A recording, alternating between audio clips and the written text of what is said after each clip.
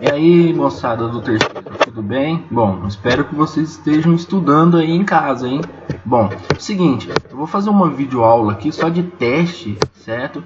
Para ver se a gente consegue prosseguir as nossas aulas aí, beleza? Então é o seguinte, eu resolvi alguns exercícios de matemática, né? Eu peguei exercício do caderno de exercício mesmo, né? E vou estar resolvendo aqui com vocês para a gente fazer esse teste, beleza? Então vamos lá. O primeiro exercício que eu escolhi é do módulo 1 do caderno de exercício. É o seguinte exercício, ó. Ele é do capítulo 1, questão 40. Ela fala o seguinte: o número n, que é esse número pequenininho aí, é um decimal ilimitado e periódico. Se n for escrito sobre a forma de fração irredutível a sobre b, então a mais b é igual a... Bom, é um exercício que vocês podem ver que é um pouquinho chatinho de resolver. Então é o seguinte, eu vou pegar o denominador dele, 32 mais 10 raiz de 7, certo?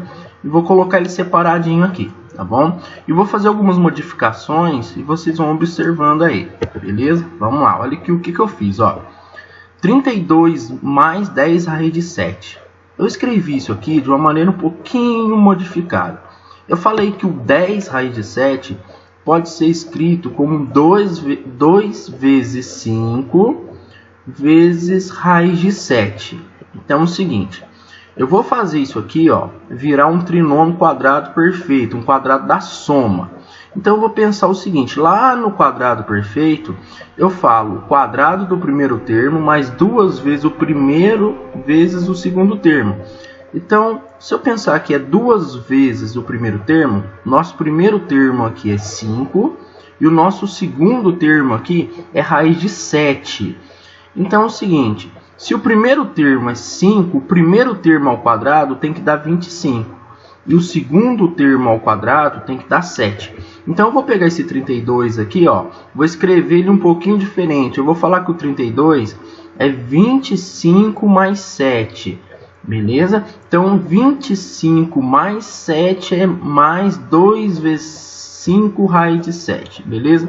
Só que esse 7 aqui, ó, tá vendo? Eu vou escrever ele um pouquinho diferenciado, porque eu posso falar que esse 7 foi resultado de raiz de 7 ao quadrado. Raiz de 7 ao quadrado, vocês sabem que é 7. Então, se eu organizar isso aqui, eu posso escrever o seguinte: 25 mais 2 vezes 5 vezes raiz de 7 mais raiz de 7 ao quadrado, beleza? Isso aqui, ó, vira um trinômio quadrado perfeito, um quadrado da soma. Então eu posso falar que esse denominador que eu encontro no meu número n, ele pode ser escrito como 5 mais raiz de 7 ao quadrado. Então eu vou usar desse artifício aqui e vou substituir, né, esse pedacinho aqui. Do outro lado eu vou fazer a mesma coisa. Só que enquanto do lado esquerdo eu tenho um quadrado da soma, ó o sinalzinho aqui. Do lado direito eu tenho um sinal negativo, então eu tenho um quadrado da diferença. Então esse número n eu posso escrever da seguinte maneira, ó. Eu vou pegar esse número n, 32 mais 10 raiz de 7, eu vou falar que é 5 mais raiz de 7 ao quadrado. E vou fazer a mesma coisa do lado direito. Como isso aqui é a raiz quadrada, eu posso simplificar o quadrado com a raiz e chegar nessa expressão aqui, ó.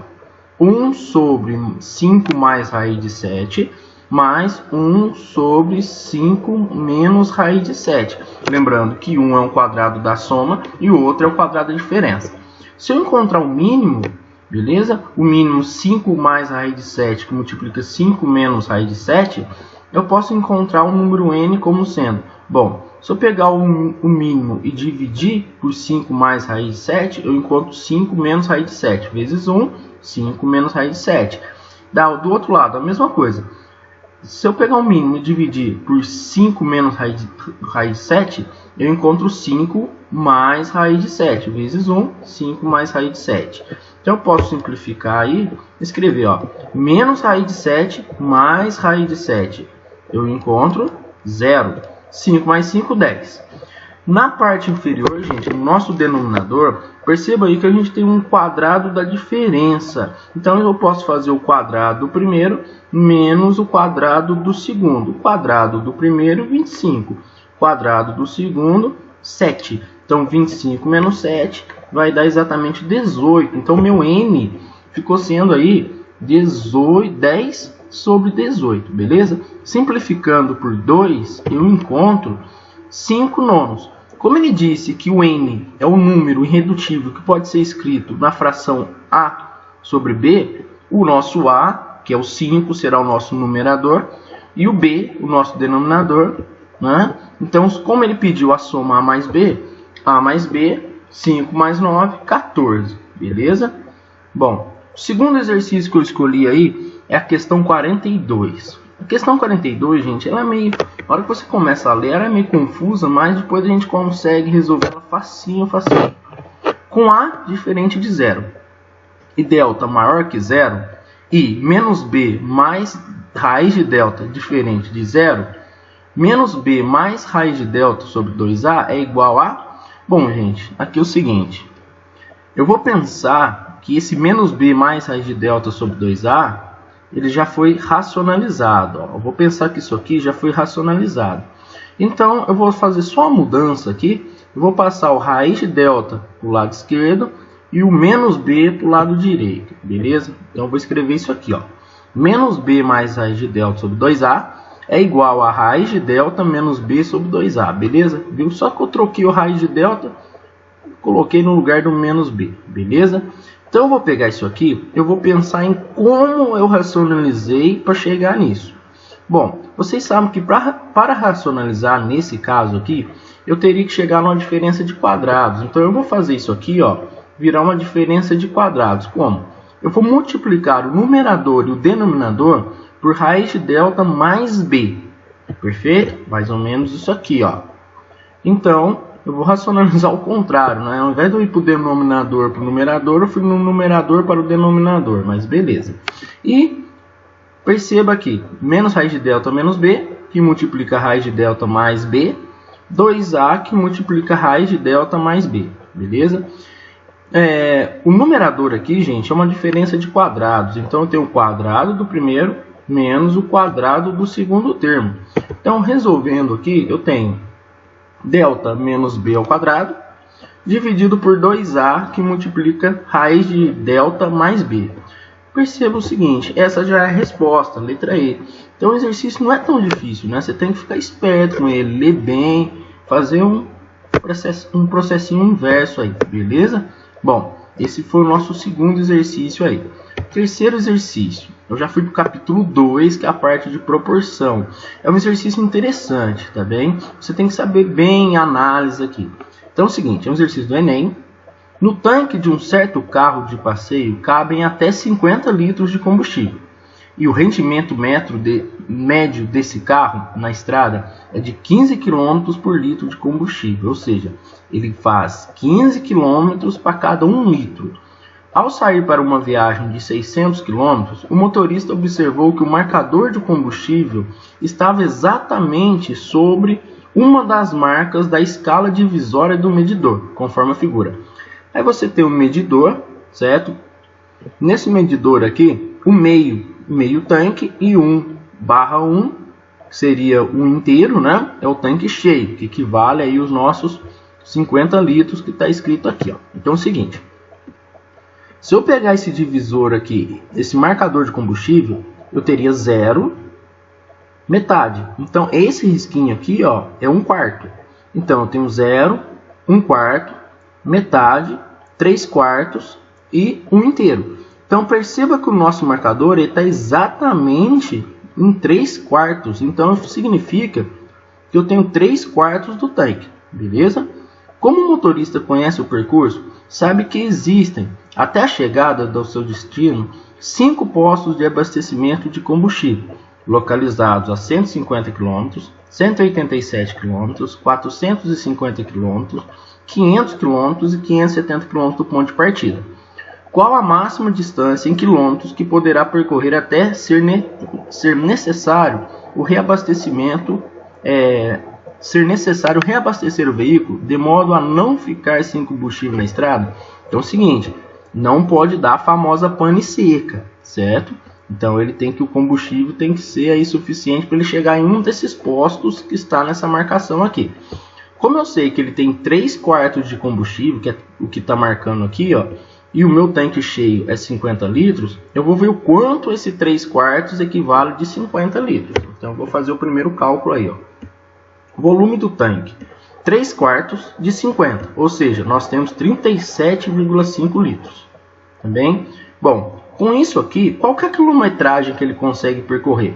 Lembrando, vamos voltar lá no texto, ó, o carro percorre 15 litros, quer dizer, 15 quilômetros a cada litro. Então eu posso montar uma proporção.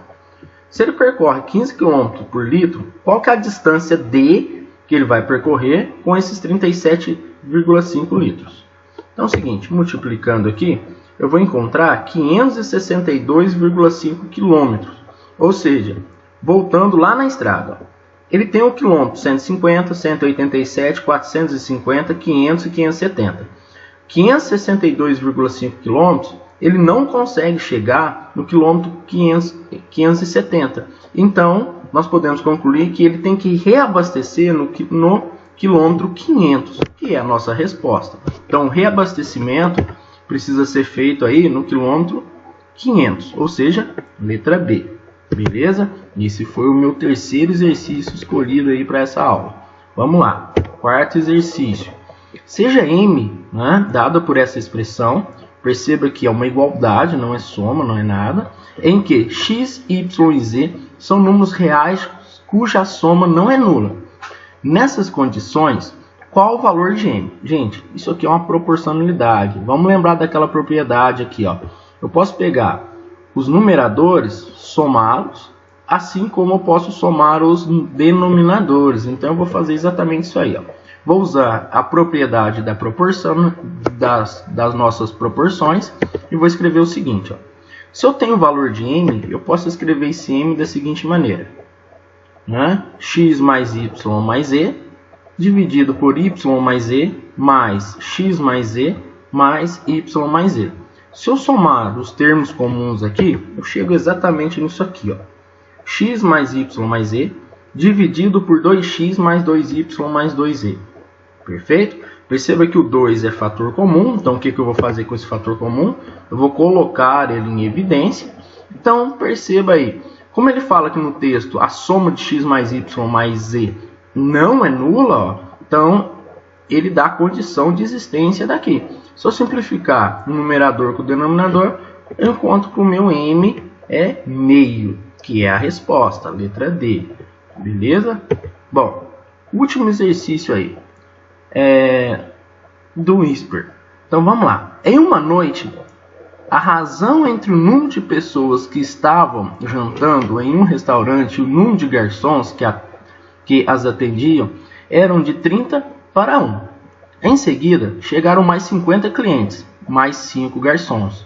Iniciaram o atendimento e a razão entre o número de clientes e o número de garçons ficou de 25 para 1, ou seja, inicialmente você tem aí 30 para 1 e depois que chegou 50 clientes, mais 5 garçons começaram a servir e a minha proporção foi de 25 para 1.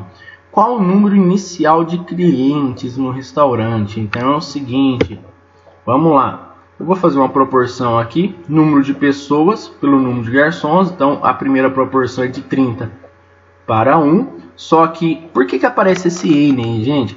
Esse 30 para 1, talvez foi uma simplificação que foi feita, né? E quando vocês simplificam uma fração, vocês sabem que ela é simplificada pelo mesmo número.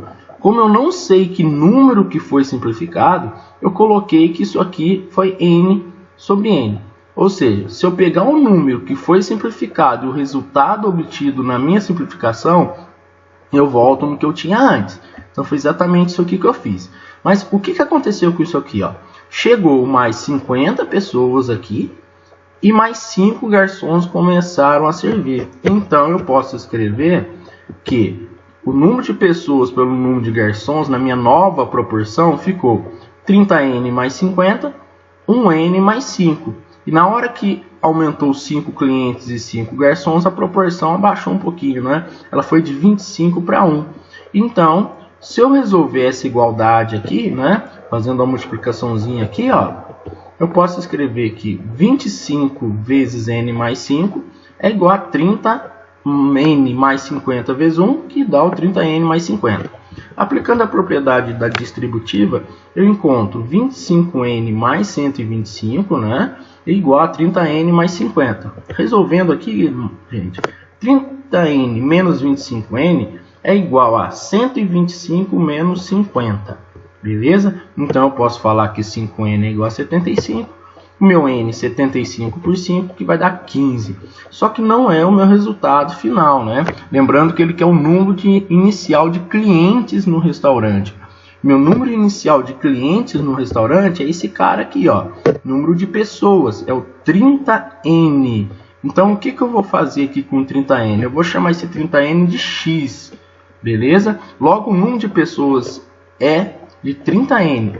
Então eu chamei x 30N, só que eu encontrei o meu N igual a 15. Então 30 vezes 15, 450.